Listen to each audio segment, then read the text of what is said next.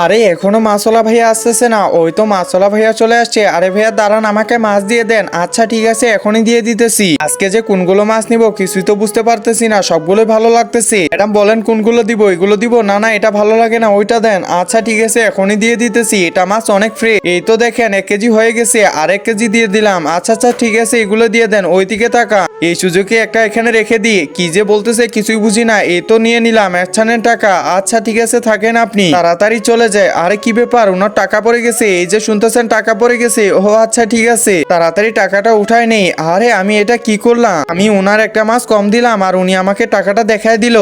একটা কাজ করি, মাছটা ওনাকে দিয়ে দিই। এই যে শুনতেছেন, এই যে মাছ নেন। না না, আমি নিব না।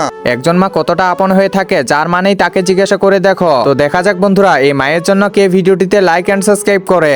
আর যারা মাকে ভালোবাসো না, তারা ভিডিওটি থেকে দূরে থাকো।